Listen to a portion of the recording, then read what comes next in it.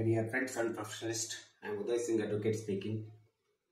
So, ನೀವೆಲ್ಲರೂ ಸಹ ನನ್ನ ಚಾನೆಲ್ ಅನ್ನು ನೋಡ್ತಾ ಇದ್ದೀರಿ ಅಂತ ನಾನು ಅಂದ್ಕೊಂಡಿದ್ದೀನಿ. ನನ್ನ ಚಾನೆಲ್ಗೆ ಕಮೆಂಟ್ ಮಾಡಿ ಮತ್ತು ಸಬ್ಸ್ಕ್ರೈಬ್ ಆಗೋದನ್ನು ಮರಿಬೇಡಿ. ಸೊ ಇವತ್ತು ನಾನು ಇನ್ನೊಂದು ವಿಷಯವನ್ನು ತೆಗೆದುಕೊಂಡು ನಾನು ನಿಮ್ಮ ಮುಂದೆ ಬಂದಿದ್ದೀನಿ. ಸೊ ಇವತ್ತು ನಾನು ಆಯ್ಕೆ ಮಾಡಿಕೊಂಡಿರ್ತಕ್ಕಂಥ ವಿಷಯ ಅಂತಂದ್ರೆ, ಸೊ 2023ರಲ್ಲಿ ಕೇಂದ್ರ ಸರ್ಕಾರ ಈ ಒಂದು IPC, CRPC ಮತ್ತು ಎವಿಡೆನ್ಸ್ ಆಕ್ಟ್ ಇವುಗಳನ್ನು ಬದಲಾಯಿಸಿಬಿಟ್ಟು ಹೊಸ ಕಾಯ್ದೆಗಳನ್ನು ಜಾರಿಗೊಳಿಸಿದೆ. ಅವುಗಳಂತಂದ್ರೆ BNS, TNSS ಮತ್ತು BSA.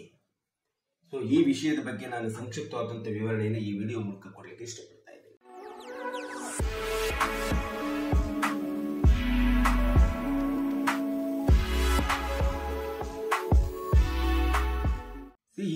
ಈ ಮೇಲಿನ ಈ ಮೂರು ಹೊಸ ಕಾಯ್ದೆಗಳೇನಿದಾವಲ್ಲ, ಈ ಹೊಸ ಕಾಯ್ದೆಗಳು ಕೇಂದ್ರ ಸರ್ಕಾರ ಒಪ್ಪಿಗೆಯನ್ನು ಪಡೆದುಬಿಟ್ಟು ರಾಷ್ಟ್ರಪತಿಯವರ ಅಂಕಿತದ ಮೂಲಕ ಜಾರಿಗೊಳಿಸಿರ್ತಕ್ಕಂಥದ್ದು 2023ರಲ್ಲಿ ನಮ್ಗೆಲ್ಲರಿಗೂ ಸಹ ಗೊತ್ತಿರುವಂತ ವಿಷಯ. ಈ ಹೊಸ ಕಾಯ್ದೆಗಳಲ್ಲಿ IPC ಇಂಡಿಯನ್ ಪೆನಲ್ ಕೋಡ್ 1860 ಭಾರತೀಯ ನ್ಯಾಯ ಸಂಹಿತೆ ಅಂತೇಳಿ ಬದಲಾಯಿಸಲಾಗಿದೆ.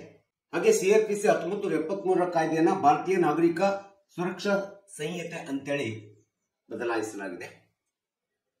ಇನ್ನು 1872ರ ಎವಿಡೆನ್ಸ್ ಆಕ್ಟ್ ಅನ್ನ ಭಾರತೀಯ ಸಾಕ್ಷ್ಯ ಅಧಿನಿಯಮ ಅಥವಾ ಸಂಹಿತೆ ಅಂತೇಳಿ ಈ ಮೂರು ಕಾಯ್ದೆಗಳನ್ನ ಹೊಸದಾಗಿ ಬದಲಾವಣೆಯನ್ನು ಮಾಡಿರ್ತಕ್ಕಂಥದ್ದನ್ನ ನಮ್ಗೆಲ್ಲರಿಗೂ ಸಹ ಗೊತ್ತಿರುವಂತ ವಿಷಯ. ಈ ಮೂರು ಹೊಸ ಕಾಯ್ದೆಗಳು ಭಾರತದ ನ್ಯಾಯಾಂಗ ವ್ಯವಸ್ಥೆಯ ಅಪರಾಧೀಕರಣದ ಪ್ರಕ್ರಿಯೆ ಒಳಗಡೆ ತಮ್ಮದೇ ಆದಂತ ಸಕ್ರಿಯವಾದಂತ ಪಾತ್ರ ನಿರ್ವಹಣೆಯನ್ನ ಮಾಡ್ತವೆ ಎಂಬತಕ್ಕಂಥದ್ದನ್ನ ನಾವಿಲ್ಲಿ ತಿಳ್ಕೋಬೇಕಾಗಿದೆ.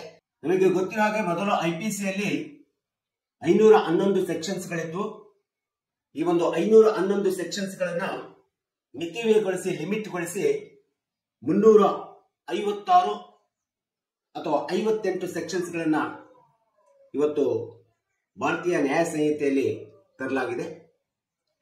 ಜೊತೆಗೆ 166 ಸೆಕ್ಷನ್ಸ್ ಗಳ ಬದಲಾವಣೆಯನ್ನು ಮಾಡಿರ್ತಕ್ಕಂಥದ್ದನ್ನ ನಾವಿಲ್ಲಿ ನೋಡ್ತಾ ಇದ್ದೀವಿ. ಸೊ ಇಂಡಿಯನ್ ಪೆನಲ್ ಕೋಡ್ ನಲ್ಲಿ ಇದ್ದಂತ ಮೊದಲಿನ ಒಂದು ಅಪರಾಧಿ ಪ್ರಕ್ರಿಯೆಯಲ್ಲಿ ಇರ್ತಕ್ಕಂಥ ಒಂದು ಕಾಯ್ದೆ ಒಳಗಡೆ ಇದ್ದಂತ ಕೆಲವೊಂದು ಅಪೂರ್ಣವಾಗಿರ್ತಕ್ಕಂಥ ವಿಷಯಗಳು, ಅಂಶಗಳಾಗಿರ್ತಕ್ಕಂಥ ಅಟೆಂಪ್ಟ್ ಟು ಮರ್ಡರ್ ಇರ್ಬೋದು, ಕೊಲೆ ಪ್ರಯತ್ನ ಇರ್ಬೋದು, ಮತ್ತು ಅಬೇಟ್ಮೆಂಟ್ ಇರ್ಬೋದು, ಕಾನ್ಸ್ಪಿರಸಿ ಪಿತೂರಿ ಇರ್ಬೋದು. ಸೊ ಈ ಎಲ್ಲ ಅಂಶಗಳನ್ನ ಭಾರತೀಯ ನ್ಯಾಯ ಸಂಹಿತೆಯ 4ನೇ ಅಧ್ಯಾಯದಲ್ಲಿ ತಂದಿರತಕ್ಕಂಥದ್ದನ್ನ ನಾವಿಲ್ಲಿ ನೋಡ್ಬೇಕಾಗುತ್ತೆ. ಈ ಒಂದು BNS ನಲ್ಲಿ ಭಾರತೀಯ ನ್ಯಾಯ ಸಂಹಿತೆಯಲ್ಲಿ ಮೊದಲನೇ ಬಾರಿಗೆ ಇವತ್ತು ಸಮಾಜದಲ್ಲಿ ಏನಾದ್ರೂ ಸಮುದಾಯಗಳ ಅಪರಾಧಗಳಿಗೆ ಸಂಬಂಧಪಟ್ಟಂತೆ ಸಮುದಾಯಗಳ ಒಂದು ಅಪರಾಧದಲ್ಲಿ ಸಮುದಾಯಾತ್ಮಕವಾದಂತ ಏನಾದ್ರೂ ಅಪರಾಧಗಳು ನಡೆದರೆ ಅದನ್ನ BNS ಸೆಕ್ಷನ್ 4ರಲ್ಲಿ ಶಿಕ್ಷೆಯನ್ನು ವಿಧಿಸಬೇಕಂತೇಳಿ ಮೊದಲನೇ ಬಾರಿಗೆ ಈ ಬದಲಾವಣೆಯನ್ನು ಈ ಕಾಯ್ದೆಯಲ್ಲಿ ತಂದಿರ್ತಕ್ಕಂಥದ್ದನ್ನು ನಾವು ನೋಡ್ತಾ ಇದೀವಿ.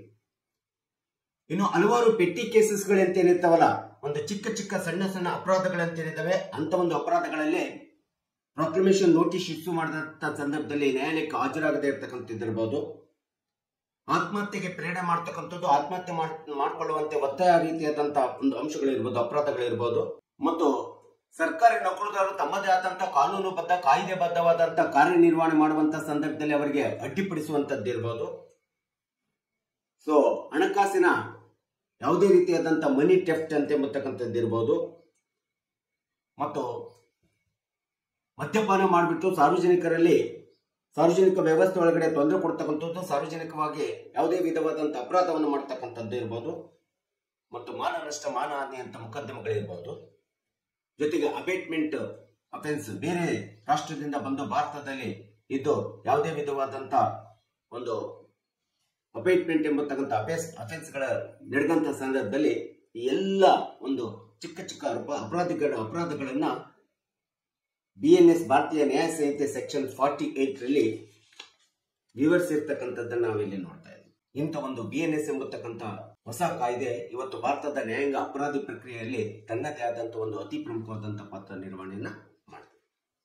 ಇನ್ನು ಎರಡನೇ ಒಂದು ಹೊಸ ಕಾಯ್ದೆ ಅಂತಂದ್ರೆ 1973ರ CRPCಯನ್ನ ಬದಲಾಯಿಸಿಬಿಟ್ಟು ಅದನ್ನ BNSS ಅಂತೇಳಿ ಹೊಸ ಕಾಯ್ದೆಯಾಗಿ ತಂದಿರತಕ್ಕಂಥದ್ದು ನಾವು ನೋಡ್ತೀವಿ. ಭಾರತೀಯ ನಾಗರಿಕ ಸುರಕ್ಷಾ ಸಂಹಿತ 2023.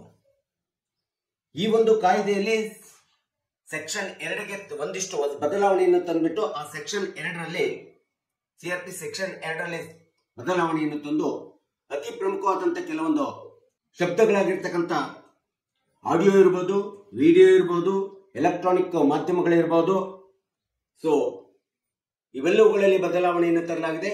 ಮತ್ತು ಸೆಕ್ಷನ್ ಕ್ಲಾಸ್ 1A ಹೋದಾಗ ಬೇಲ್ಗೆ ಸಂಬಂಧಪಟ್ಟಂತೆ ಮತ್ತು ಸೆಕ್ಷನ್ ಕ್ಲಾಸ್ 2ದಲ್ಲಿ ಹೋದಾಗ 2Bಗೆ ಹೋದಾಗ ಬೇಲ್ ಬಾಂಡಿಗೆ ಸಂಬಂಧಪಟ್ಟಂತೆ ಮತ್ತು ಸೆಕ್ಷನ್ 2 ಕ್ಲಾಸ್ Cಗೆ ಹೋದಾಗ ವಿದ್ಯುನ್ಮಾನವಾದಂತ ಸಂಪರ್ಕಗಳಿಗೆ ಎಲೆಕ್ಟ್ರಾನಿಕ್ ಕಮ್ಯುನಿಕೇಶನ್ಗಳಿಗೆ ಸಂಬಂಧಪಟ್ಟಂತ ಒಂದು ಅಮೂಲಾಗ್ರವಾದಂತ ಬದಲಾವಣೆಯನ್ನ BNSS ನಲ್ಲಿ ತಂದಿರ್ತಕ್ಕಂಥದ್ದನ್ನ ನಾವು ನೋಡ್ತಾ ಇದ್ದೀವಿ. ಹಾಗೆ ಸೆಕ್ಷನ್ 2 ಕ್ಲಾಸ್ 1 ಮತ್ತು ಸಬ್ ಕ್ಲಾಸ್ 1ರಲ್ಲಿ ಹೋದಾಗ ಒಂದು ಟೆಕ್ನಾಲಜಿ ಅಂಶಗಳಿಗೆ ಸಂಬಂಧಪಟ್ಟಂತೆ, ತಂತ್ರಜ್ಞಾನಗಳಿಗೆ ಸಂಬಂಧಪಟ್ಟಂತೆ ಮತ್ತು ಕೋರ್ಟ್ ಪ್ರೊಸೀಡಿಂಗ್ಸ್ ಗಳಿಗೆ ಸಂಬಂಧಪಟ್ಟಂತೆ ಮತ್ತು ಸರ್ವಿಸ್ ಸಮನ್ಸ್ ಗಳನ್ನ ಹೇಗೆ ಕಳಿಸಬೇಕೆಂಬತಕ್ಕಂಥದ್ದು ಸಂಬಂಧಪಟ್ಟಂತೆ ಮತ್ತು ಈ ಆಡಿಯೋ ವಿಡಿಯೋ ಕಾನ್ಫರೆನ್ಸ್ ಗಳೇನಿರ್ತಾವಲ್ಲ ಆ ಕಾನ್ಫರೆನ್ಸ್ ಗಳಿಗೆ ಸಂಬಂಧಪಟ್ಟಂತೆ ಒಂದಿಷ್ಟು ಈ ಕಾಯ್ದೆಯಲ್ಲಿ ಬದಲಾವಣೆಯನ್ನು ತಂದ್ಬಿಟ್ಟು BNSS ನನ್ನ ಪರಿಚಯಿಸಿರ್ತಕ್ಕಂಥದ್ದನ್ನು ನಾವು ನೋಡ್ತೀವಿ. ಹಾಗೆ BNSS ನಲ್ಲಿ ಸೆಕ್ಷನ್ 18 ಕ್ಲಾಸ್ 1 ಅನ್ನು ನೋಡ್ತಾ ಹೋದ್ರೆ ಈ ಕೇಂದ್ರ ಸರ್ಕಾರ ತನ್ನದೇ ಆದಂತ ಪಬ್ಲಿಕ್ ಪ್ರಾಸಿಕ್ಯೂಷನ್ಗಳನ್ನ ಆಯ್ಕೆ ಮಾಡತಕ್ಕಂಥ ಒಂದು ಅಧಿಕಾರವನ್ನು, ಅಪಾಯಿಂಟ್ಮೆಂಟ್ ಅಧಿಕಾರವನ್ನು ಕೊಟ್ಟಿರ್ತಕ್ಕಂಥದ್ದು ನಾವು ನೋಡ್ತಿದೀವಿ. ಹಾಗೆ ಸೆಕ್ಷನ್ 20 BNSS ಅನ್ನ ನೋಡ್ತಾ ಹೋದಾಗ ಇವತ್ತು ನ್ಯಾಯಾಂಗದ ವ್ಯವಸ್ಥೆಯಲ್ಲಿ ಬರ್ತಕ್ಕಂಥ ಡೈರೆಕ್ಟರೇಟ್ ಅಂತ ಏನಿದ್ದಾರಲ್ಲ, ಡೈರೆಕ್ಟರೇಟ್ ಆಫ್ ದ ಪ್ರಾಸಿಕ್ಯೂಷನ್ ಬಗ್ಗೆ, ಅವರ ಎಲಿಜಿಬಿಲಿಟಿ ಬಗ್ಗೆ, ಅವರ ಪವರ್ಸ್ ಅಂಡ್ ಫಂಕ್ಷನ್ಸ್ ಬಗ್ಗೆ ಸಂಪೂರ್ಣವಾದಂತ ವಿವರಣೆ ವಿಶ್ಲೇಷಣೆಯನ್ನ BNSS ನಲ್ಲಿ ಹೇಳಿದೆ. ಹಾಗೆ BNSS ನಲ್ಲಿ ಸೆಕ್ಷನ್ 20 ಕ್ಲಾಸ್ 7 ಅನ್ನು ನೋಡ್ತಾ ಹೋದ್ರೆ ಇದು ಅಪೀಲ್ಸ್ ಗಳ ಬಗ್ಗೆ ವಿವರಣೆಯನ್ನು ವಿಶ್ಲೇಷಣೆ ಕೊಡ್ತದೆ. ಹಾಗೆ ಸೆಕ್ಷನ್ 20 ಕ್ಲಾಸ್ 8 ನಲ್ಲಿ ಹೋದಾಗ ಸೊ ಪೊಲೀಸ್ ರಿಪೋರ್ಟ್ ಅನ್ನು ಯಾವ ರೀತಿ ಎಕ್ಸಾಮಿನೇಷನ್ ಮಾಡಬೇಕು, ಪೊಲೀಸ್ ರಿಪೋರ್ಟ್ ಎಕ್ಸಾಮಿನೇಷನ್ ಮಾಡುವುದರ ಬಗ್ಗೆ ಒಂದು ವಿವರಣೆ ವಿಶ್ಲೇಷಣೆ ಕೊಡ್ತದೆ. ಹಾಗೆ ಸೆಕ್ಷನ್ 20 ಕ್ಲಾಸ್ 9ರಲ್ಲಿ ಹೋದಂತ ಸಂದರ್ಭದಲ್ಲಿ ಅಪ್ರಾಪ್ತ ಮಕ್ಕಳಿಗೆ ಯಾವುದೇ ವಿಧವಾದಂತ ಶಿಕ್ಷೆ ಕೊಡಬೇಕಾದ್ರೆ 7 ವರ್ಷಕ್ಕಿಂತ ಕಡಿಮೆ ರೀತಿಯಲ್ಲಿ ಶಿಕ್ಷೆಯನ್ನು ಕೊಡಬೇಕು ಎಂಬತಕ್ಕಂಥ ವಿವರಣೆ ವಿಶ್ಲೇಷಣೆಯನ್ನ BNSS ನಲ್ಲಿ ಸ್ಪಷ್ಟವಾಗಿ ಹೇಳಿರ್ತಕ್ಕಂಥದ್ದನ್ನ ನಾವು ನೋಡ್ತಾ ಇದ್ದೀವಿ. ಹಾಗೆ ಇನ್ನೊಂದು ಅಂಶವನ್ನು ನಾವು ಭಾರತೀಯ ನಾಗರಿಕ ಸುರಕ್ಷಾ ಸಂಹಿತೆ ಒಳಗಡೆ ಕಂಡುಕೊಳ್ಳತಕ್ಕಂತಂದ್ರೆ ಏನು ಮೆಟ್ರೋಪೊಲಿಟನ್ ಮ್ಯಾಜಿಸ್ಟ್ರೇಟ್ ಅಂತಿತ್ತು, ಫಸ್ಟ್ ಕ್ಲಾಸ್ ಮ್ಯಾಜಿಸ್ಟ್ರೇಟ್ ಅಂತಿತ್ತು ಮತ್ತು ಸೆಕೆಂಡ್ ಕ್ಲಾಸ್ ಮ್ಯಾಜಿಸ್ಟ್ರೇಟ್ ಅಂತಿತ್ತು ಮತ್ತು ಸೆಷನ್ ಜಡ್ಜಸ್ ಎಂಬತಕ್ಕಂಥ ಒಂದು ವ್ಯವಸ್ಥೆ ಏನಿತ್ತಲ್ಲ ಇದನ್ನೆಲ್ಲದನ್ನು ಸಂಪೂರ್ಣ ಅಬಾಲಿಷ್ ಮಾಡಿಬಿಟ್ಟು uniformity of the court system ಅನ್ನ ತರ್ತಾ ಇದೆ ಮತ್ತು ಯೂನಿಫಾರ್ಮಿಟಿ ಆಫ್ ದ ಜಡ್ಜಸ್ ವ್ಯವಸ್ಥೆಯನ್ನ ತಂದಿರ್ತಕ್ಕಂಥದ್ದನ್ನ ನಾವು ಹೊಸ ಕಾಯ್ದೆ BNSS ನಲ್ಲಿ ನೋಡ್ತಾ ಇರ್ತೀವಿ. ಏಕರೂಪವಾದಂತ ನ್ಯಾಯಾಂಗ ವ್ಯವಸ್ಥೆ ಮತ್ತು ಒಂದೇ ವಿಧವಾದಂತ ಎಲ್ಲ ವಿಧವಾದಂತ ನ್ಯಾಯಾಧೀಶರನ್ನ ಆಯ್ಕೆ ಮಾಡತಕ್ಕಂಥ ವ್ಯವಸ್ಥೆಯನ್ನ ಒಂದೇ ರೂಪತೆಯಲ್ಲಿ ತರತಕ್ಕಂಥ ಒಂದು ಅಂಶವನ್ನ ಈ BNSS ನಲ್ಲಿ ವಿಶ್ಲೇಷಣೆ ಮಾಡಲಾಗಿದೆ. ಸೊ ಇದಕ್ಕೆ ಸಂಬಂಧಪಟ್ಟಂತ ಸೆಕ್ಷನ್ಸ್ಗಳು 8 ಇರ್ಬೋದು, 11 ಇರ್ಬೋದು, 12 ಇರ್ಬೋದು, 14 ಇರ್ಬೋದು, 17 ಇರ್ಬೋದು, 22 ಇರ್ಬೋದು, 29 ಇರ್ಬೋದು, 113, 196, 321, 415, 422 ಇನ್ನೂ ಹಲವಾರು ಸೆಕ್ಷನ್ಸ್ ಗಳಲ್ಲಿ ಇದೆಲ್ಲದರ ಬಗ್ಗೆ ವಿಶ್ಲೇಷಣೆ ವಿವರಣೆಯನ್ನು ಕೊಟ್ಟಿರ್ತಕ್ಕಂಥದ್ದನ್ನ ನಾವಿಲ್ಲಿ ನೋಡ್ತೀವಿ. ಇನ್ನು BNSS ಸೆಕ್ಷನ್ 25 ಹೇಳ್ತಾ ಇದೆ ಗ್ರಾವಿಟಿ ಆಫ್ ದ ಅಫೆನ್ಸ್ ಮೇಲೆ ಒಂದು ಯಾವುದೇ ವಿಧವಾದಂತಹ ಶಿಕ್ಷೆಯನ್ನು ಕೊಡಬೇಕಾದ್ರೆ ಆ ಒಂದು ಗ್ರಾವಿಟಿ ಆಫ್ ಅಫೆನ್ಸ್ ಹೇಗಿದೆ ಎಂಬುದನ್ನ ಅರ್ಥ ಮಾಡ್ಕೊಂಡು ತಿಳ್ಕೊಂಡು ನ್ಯಾಯಾಲಯಗಳು ಅಥವಾ ನ್ಯಾಯಾಧೀಶರು ತಮ್ಮದೇ ಆದಂತ ಒಂದು ಶಿಕ್ಷೆಯನ್ನು ವಿಧಿಸತಕ್ಕಂತ ಒಂದು ಅಧಿಕಾರವನ್ನ ಸೆಕ್ಷನ್ 25 BNSS ನಲ್ಲಿ ಹೇಳಲಾಗಿದೆ. ಹಾಗೆ BNSS ಸೆಕ್ಷನ್ 35 ಕ್ಲಾಸ್ 7 ನಲ್ಲಿ ಹೇಳ್ತಿದೆ 60 ವರ್ಷಕ್ಕಿಂತ ಮೇಲ್ಪಟ್ಟ ಯಾವುದೇ ಒಬ್ಬ ಅಪರಾಧಿ 3 ವರ್ಷಕ್ಕಿಂತ ಶಿಕ್ಷೆಗೆ ಕಡಿಮೆ ಶಿಕ್ಷೆಗೆ ಅರ್ಹನಾಗಿದ್ದ ಅಂತಂದ್ರೆ ಅಂತ ಒಂದು ಅಪರಾಧಿಯನ್ನ DYSPಗಿಂತ ಕೆಳ ಹಂತದಲ್ಲಿರ್ತಕ್ಕಂಥ ಅಧಿಕಾರಿಗಳು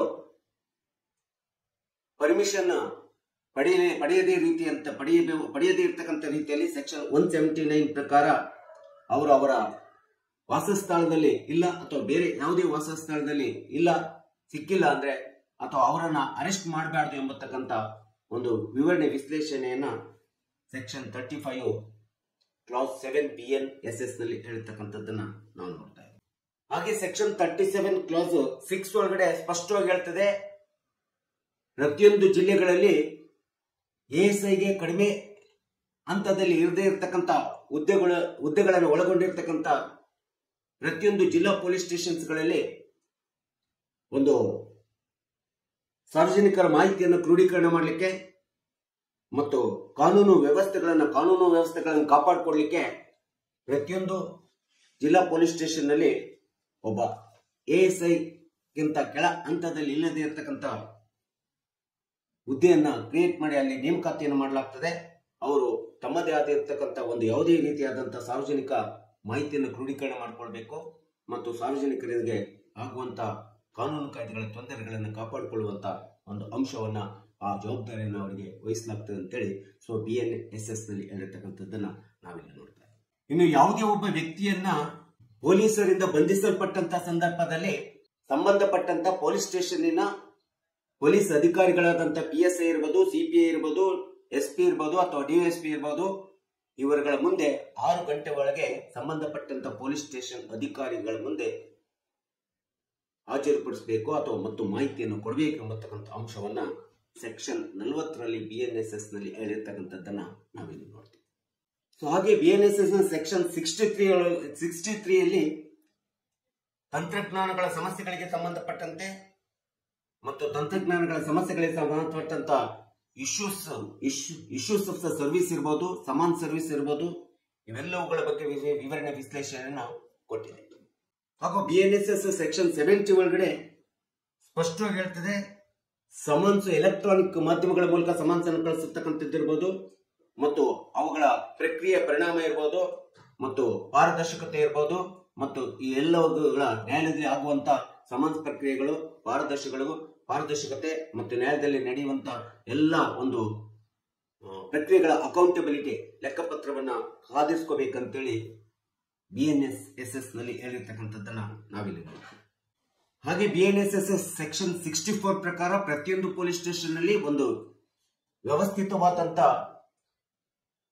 ಕಂಪ್ಲೇಂಟ್ಗಳು ಬಂದಾಗ ಆ ಕಂಪ್ಲೇಂಟ್ಗಳಲ್ಲಿ ಯಾರು ಕಂಪ್ಲೇಂಟ್ ಅನ್ನು ಕೊಡ್ಲಿಕ್ಕೆ ಬರ್ತಾರೆ, ಕಂಪ್ಲೇಂಟ್ ಕೊಡೋಕ್ಲಿಕ್ಕೆ ಬಂದಂತ ವ್ಯಕ್ತಿಯ ಒಂದು ಹೆಸರು ಇರ್ಬೋದು, ಅಡ್ರೆಸ್ ಇರ್ಬೋದು, ಇಮೇಲ್ ಇರ್ಬೋದು ಮತ್ತು ಫೋನ್ ನಂಬರ್ ಇರ್ಬೋದು, ಇದೆಲ್ಲದನ್ನ ಒಂದು ಕ್ರೋಢೀಕರಣ ಮಾಡಲಿಕ್ಕೆ ಒಂದು ರಿಜಿಸ್ಟರ್ ಅನ್ನು ಮೇಂಟೈನ್ ಮಾಡಬೇಕು. ಆ ರಿಜಿಸ್ಟರ್ ಯಾವಾಗಲೂ ಯಾವತ್ತಿಗೂ ಕೂಡ ನ್ಯಾಯಾಲಯ ಕೇಳಿದ್ರೆ ಅಥವಾ ನ್ಯಾಯಾಲಯದ ಸಂಬಂಧಪಟ್ಟಂತ ನ್ಯಾಯಾಲಯದ ನ್ಯಾಯಾಧೀಶರುಗಳು ಕೇಳಿದ್ರೆ ಅದನ್ನ ನ್ಯಾಯಾಲಯಕ್ಕೆ ಸಲ್ಲಿಸಬೇಕು ಎಂಬತಕ್ಕಂಥ ಒಂದು ಅಂಶವನ್ನ ಸೆಕ್ಷನ್ 64 ನಲ್ಲಿ ಹೇಳಿರ್ತಕ್ಕಂಥದ್ದನ್ನ ನಾವು ನೋಡ್ತಾ ಇದ್ದೀವಿ. ಹಾಗೆ BNSS ಸೆಕ್ಷನ್ 82 ಪ್ರಕಾರ ಇತರೆ ಜಿಲ್ಲೆಯಿಂದ ಯಾವುದೇ ಒಬ್ಬ ವ್ಯಕ್ತಿಗೆ ಅರೆಸ್ಟ್ ಮಾಡಿದಂತ ಸಂದರ್ಭದಲ್ಲಿ ಸಂಬಂಧಪಟ್ಟಂತ ಒಬ್ಬ ಅಧಿಕಾರಿ ಹೇಗೆ ಅರೆಸ್ಟ್ ಮಾಡಲಾಗಿದೆ ಎಂಬತಕ್ಕಂಥದ್ದು ಡಾಕ್ಯುಮೆಂಟ್ ಸಮೇತ ಸಂಬಂಧಪಟ್ಟಂತ ಪೊಲೀಸ್ ಸ್ಟೇಷನ್ ಅಧಿಕಾರಿಗೆ ಮಾಹಿತಿಯನ್ನು ಕೊಡ್ತಕ್ಕಂಥದ್ದು ತುಂಬಾ ಅವಶ್ಯಕತೆ ಇದೆ.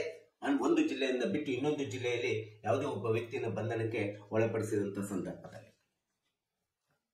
ಸೊ ಇನ್ನು ಫ್ಯಾಮಿಲಿ ಒಂದು ಮೊಕದ್ದಮೆಗಳಿಗೆ ಬಂದಾಗ ಮೇಂಟೆನೆನ್ಸ್ ಕೇಸ್ ಇರ್ಬೋದು, ಮಕ್ಕಳದಿರ್ಬೋದು ಅಥವಾ ಮಹಿಳೆಯರದ್ದು ಇರ್ಬೋದು ಅಥವಾ ಇನ್ಯಾವುದೇ ಪೋಷಕರು ಇರ್ಬೋದು, ಇದೆಲ್ಲದನ್ನ BNSS ನ ಚಾಪ್ಟರ್ 10 ನಲ್ಲಿ 10ನೇ ಅಧ್ಯಾಯದಲ್ಲಿ ತರಲಾಗ್ಬಿಟ್ಟು ಸೆಕ್ಷನ್ 145 ಪ್ರಕಾರ ಈ ಒಂದು ಹಿರಿಯರ ತಂದೆ ತಾಯಿಗಳ ಒಂದು ಮೇಂಟೆನೆನ್ಸ್ ಬಗ್ಗೆ ಅಥವಾ ಕೋರ್ಟ್ ಪ್ರೊಸೀಡಿಂಗ್ಸ್ ಬಗ್ಗೆ, ಮಹಿಳೆ ಮತ್ತು ಮಕ್ಕಳ ಕೋರ್ಟ್ ಪ್ರೊಸೀಡಿಂಗ್ಸ್ ಬಗ್ಗೆ ಯಾವಾಗಲೇ ಆಗಲಿ ಈ ಒಂದು ಹಿರಿಯ ನಾಗರಿಕ ಕಾಯ್ದೆಯನ್ನ ಅನುಕರಣೆ ಮಾಡಬೇಕಾದ್ರೆ ಈ BNSS ಅಲ್ಲಿ ಅಮೂಲಾಗ್ರ ಬದಲಾವಣೆ ತರಲಾಗಿದೆ.